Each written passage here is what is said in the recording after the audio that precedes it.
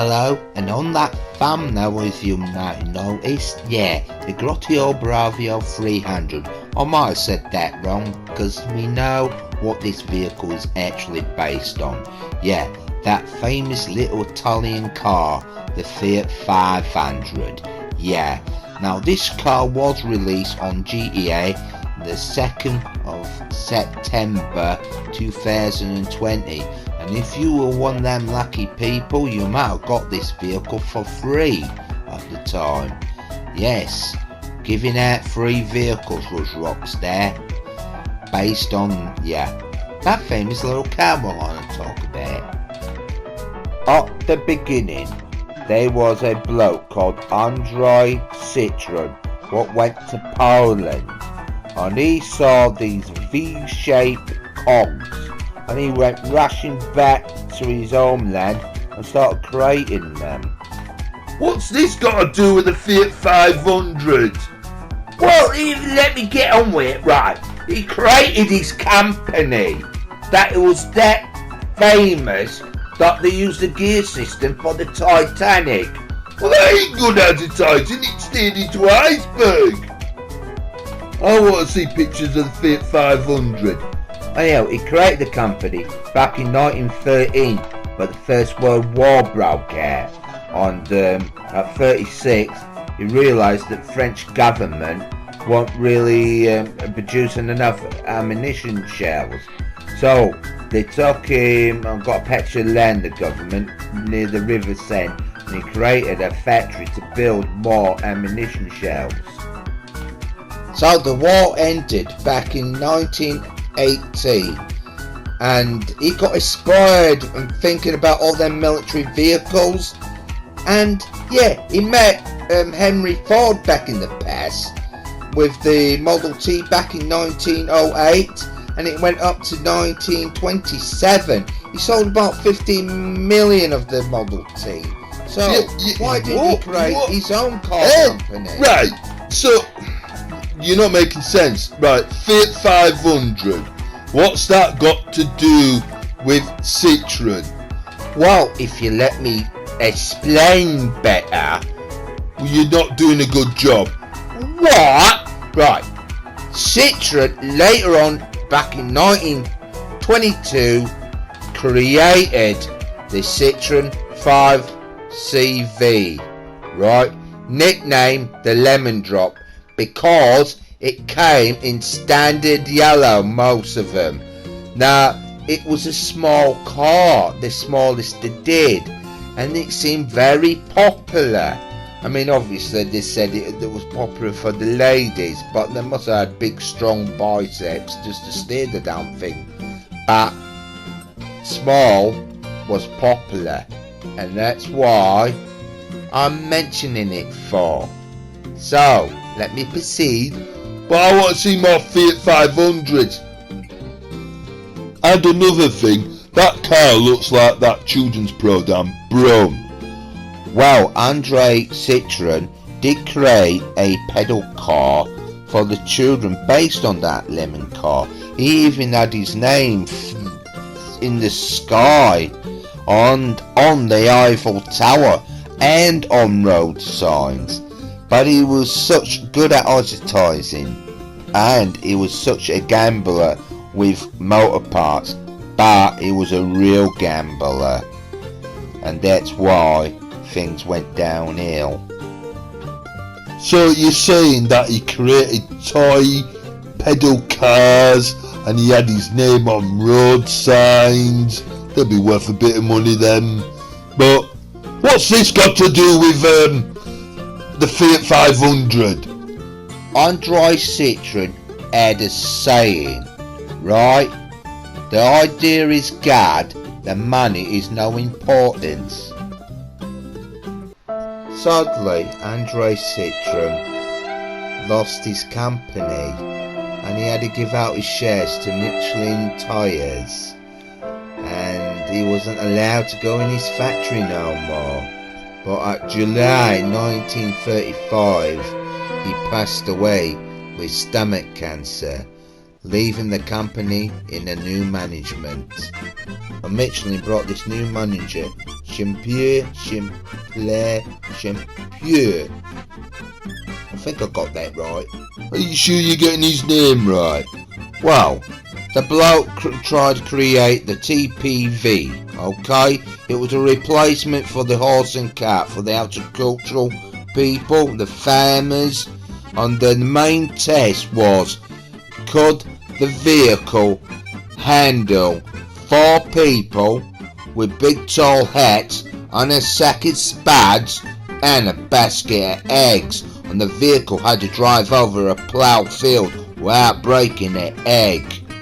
So, they were in mass production in 1939. They made about 250 prototypes, alright, in September the 3rd. And then all of a sudden, this guy and his little cronies invaded. Oh no! Is that why the Volkswagen Beetle's quite popular then? They invaded. They did try to invade the car market, and yes, the French hid their prototypes away. Well, what's that got to do with the Fiat 500? Well, 1899, right? There were 3 army officers, right? What wanted to create a vehicle. So they took over the Triano Bicycle Company, right? But their first actual vehicle back in 1919 was the Fiat 501. What's that got to do with the Citroen 500? 1920. Nobody wasn't really bothered about vehicles at the time. In Italy, there were 32,000 vehicles, but 10 years time, it was 6 times the amount, and they realised they needed to do something, so they started making these little silly little micro cars. They look like pedal cars to me. Well, yeah, people can't take them serious. So, in 1932, they created the mouse. You what? The mouse. Why a mouse? Well, everyone thought it looked like Mickey Mouse. That's why they called it the Topolino. What? So, it would look like Mickey Mouse. The Disney one. What about the Fiat 500? Well, Mussolini, the dictator, always wanted a people's car, really for low money, about 5,000 lira. I mean, today's money, that's about £4,300 or what? But you got this 27-year-old Gentile Chenoza, what created the strange mechanics of putting the radiator behind the car, the fuel tank on top of the engine, and that was evolution. You what? So the radiator was behind it and the fuel tank was on top of the engine? Well, technically the radiator was behind the engine. You what? It saved on pumps or what? So they went in mass production with this car. I wouldn't like to be in a crash in this vehicle. Yeah, but the vehicle was highly advanced, so what? I mean, alright, it had an effect on the price. I mean, it was a 809 lira. I mean, today's price is about 10 grand. But in that price, you got hydraulic brakes, hydraulic expansion, and electric windscreen wipers as well for a 1930s car. What? It had a petrol tank on top of its engine, and it was a rear wheel drive vehicle. Yeah, but it was a Fiat 500 though. But I'm not bothered about that Fiat 500. I want to know my Fiat 500 I'm familiar of, alright? Right, 1945. Second World War came to an end, or what? So, the French got the Citroen 2CV prototypes out and managed to produce one in 1948. Got it to the Paris Motor Show, and the public finally saw their people's car. Farmers swarmed and bought loads of them. There was a waiting list for them. and I don't Oh, care. I wanna know bleeding about my heck, Fiat give up. 500. Alright, give it a rest. Right, I will get to the Fiat 500. Alright, that little cute car you like. But, unfortunately, another vehicle came before that. The Fiat 600. Alright. I mean, this vehicle had stiff competition. Yes. When the Second World War came to an end, I mean, the Americans left this little certain cute little vehicle, very practical. Yeah, the Cushman scooter, what inspired the Italians to create, we know, the Vespa. Well, not that one, that one. Should have known you would have put Bond in this. I didn't mean to, do I? So an engineer came out, and Enrico Palinko, I think I've got his name right. Well, it's there, you can read it, can't you? Alright, I'm not good with names. So we're creating all these military aircraft, and his factory got bombed. There were all these plenty of engineers kicking about. I mean, they couldn't do anything for 10 years making anything military. But he found this engineer what was something to do with designing helicopters. Yeah, but he's doing bikes, isn't he? Like them fagios that got in the game. I know, right, let me get on with it. Right. So the Vespa was in mass production, and all the Italians practically were buying them. But then they started selling them over in India, and then America. Andre Hepburn, what starred in that movie Roman Holiday, and then we've got Quattrophenia. Yeah, that famous little British movie. Yeah, we were encouraged to buy these Vespas. We were just mad about them. Oh, going down good old Grotti, right in with modders and fighting rockers. Or would you prefer going disappearing in a back alley with Leslie Ash?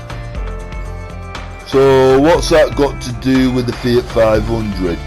Well, the Italians created the Multipla, a people carrier. Yeah, they were the first ones what did it, but it was too big to compete against the Vespa. Everybody still wants small. So now finally, we're here. The Fiat 500. Yeah, class as a two-seater. Yeah, but it's got 4 seats. Yeah, well they said they put old suitcases in the back. Right. And another thing, it made it safer to drive the Fiat 500 down the Autostrada instead of compared with a Vespa. At least they had some coating surrounding them. So, and with a rear driving engine, it saved on parts as well. And less parts you've got, the lighter the car is and more compact. July 1957, the price of the Fiat 500 was 490 lira, about £7,000 in today's money, but it was competing against the dreaded Vespa bike, so they limited the price a little bit more lower, about 395 lira. Well, that's about nearly lower than 5 grand. So the vehicle was about 275 millimeters long and high as well, and it weighed 470 kilograms. With its 2-cylinder air-cooled engine, you could actually buy parts at your local newsagents in Italy and buy parts for your car. And with your 13 horsepower engine broke down, you can get parts from the shop. But everyone thought with that standard little sunroof was a novelty. Well, it wasn't. It was there to produce less steel, because it was pre-war. So less steel they use, the better. And that was a standard issue option you got. You had no choice to have that sunroof. So now it's time to actually put this Fiat 500 with our time racing driver to test track. So let's see what this vehicle's really like. Yeah, it's by time. Cue the music. It already started. Yeah, so our little time racing driver, right, you don't tell me, because like he's handling there. Well, he is claustrophobic. Well, how can he be claustrophobic? He's a gimp. He should be used to being locked in little tight spaces. Well, yeah. Anyhow, he's doing quite bad with my Fiat 500. I know. Come on, he's a maybe expert at driving this motor, isn't he? Well, yeah, rear-wheel drive, it should be well built. Mine's totally spun it out. He's doing this on purpose. He knows I like that car. Yeah, Jim, what are you doing? What's he doing? There's a petrol tank in front of that car. Bloody hell. Why did they put a petrol tank in front of the car? What was a small car? Where else would they put it? On top of the roof? But they ain't a roof, it's because they put material on it. Save on metal, you said. Well, obviously, yeah. But what do you think? Who's this geezer doing on? Maybe that's why our time racing drivers back off. Somebody else on his private racetrack, isn't there? Well, it don't matter, does it? I mean, I did there. Oh, bleeding hell, he's spinning out again. What's he playing at? He's meant to be a time racing driver. Well, he's not that time. I mean, bleeding hell, he's not really out trained. Well, you're locking him in a box. Obviously, what he's going to do is business. Well, it should be airstrike. You don't let him out, do you, out of that box? I'm not in charge of him in the box, am I? That's to do with the producers. I'm like, oh, bleeding hell, I'll take the bend right wide, why not, Kim? Oh, bleeding hell, have you seen the time what he's done? Oh, no. Oh, that is just so embarrassing. Look, take it a bright side, Captain Gorgeous, alright. I mean, it's not a Maserati, Alfa Romeo, or a Lamborghini, or a Ferrari. It was a people's car, the Fiat, right? And it was made so on a cheap type budget spin. Obviously, what was we expecting? It's a novelty car for GTA. I mean, if you want to try driving that thing up Mount Chiliad, you'll be most, well, disappointed, obviously. So obviously, there's no comparison. It's going to fail on a race. So let's see what 2007 version can do. Yeah, that'd be interesting. So our time racing driver's going on the track now, and hopefully he does well with a modern version. Yeah, well, there's not wrong with my old one. What wrong there? Well, maybe it's a bit like your Turkish Spider-Man copy you've got. That was a terrible movie, that. What? Yeah, oh, I mean, it's actual culture, isn't it? It's nothing to do with Spider-Man going around stabbing people and that, and chopping women's faces off with a boat. What was that about? I mean, it's like that other knockoff movie you've got, The English Job, with the Fiat 500s going around London, and they rob that armoured van, and they're all going over top of Big Ben and that. I mean, Oh, what? and another thing, you had that knockoff version of Pulp Fiction and all, I've been told, that you showed the gimp. Maybe that's what you've done, you've put him off. I have not affected our time racing driver. It's not my fault I packed Quentin Tarantino on. Yeah, well, I'm not allowed to watch these movies, my mum said. Oh dear, your mum didn't let you watch anything, does she? Well, that was a poor performance with that motor, wasn't it? Oh, don't you criticise the new modern version of the Fiat 500? I mean, it is like a reboot, isn't it? So it's got to live to some certain standards of the damn old thing. Oh, so you're criticising the Fiat 500, the old one, and you done all that lecturing speech about it? Well, now, let's get on with this scoreboard, because that's the main thing. We all want to see how the good performance it did, or what? Yeah.